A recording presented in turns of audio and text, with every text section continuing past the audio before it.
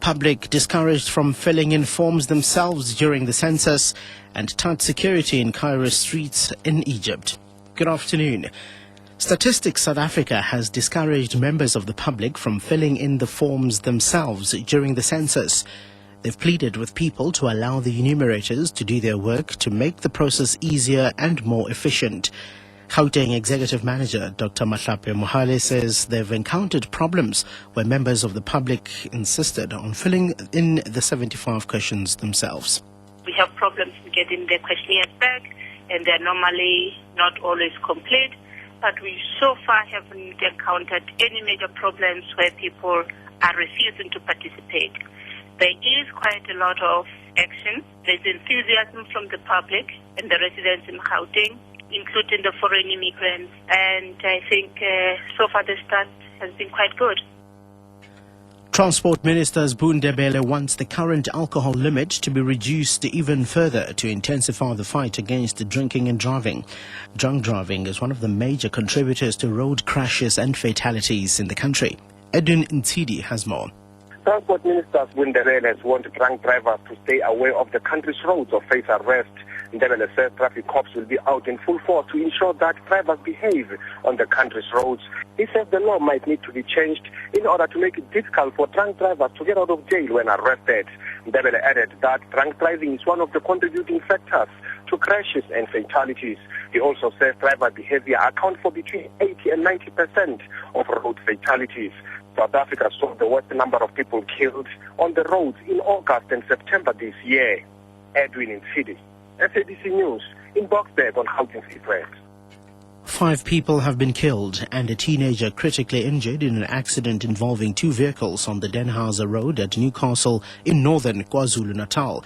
Provincial Transport spokesperson Kwanele Ngalane says the 13-year-old boy was on his way to school when he was struck by one of the vehicles that had been involved in a head-on collision. On behalf of the MEC for Transport in KwaZulu-Natal, we wish to convey our condolences to the families who lost their loved ones and also a speedy recovery to a school kid who was admitted in hospital. This accident happened at a time when we were just coming from a dark weekend as the province, when we were burying 20 people who died as a result of road accidents. And we are saying this is unacceptable. The teenager accused of murdering AWB leader Eugene Terblanche called the police following the murder. That's according to a police data typist who received the call from the terrified teenager late on a Saturday afternoon over last year's Easter weekend. Glas Nkatule is the first state witness to testify in the murder trial underway at the Circuit High Court in Ventersdorp in the northwest. Chris Mahlangu and a teenage minor, who cannot be named, earlier pleaded not guilty to charges ranging from murder to aggravated robbery. The two worked for Terblanche on his farm. Senior court reporter Candice Klein. The data typist says the teenager sounded scared over the phone. He said the teen told him about the murder, saying a Chris Mahlangu was also involved. Given the number of hoax calls that day, the data typist asked a lot of questions. But the teen didn't describe the crime, simply asking for a police van to pick them up. It took follow-up calls with other witnesses before the police were able to apprehend them. Investigators and emergency workers were dispatched to the Terblanche farm.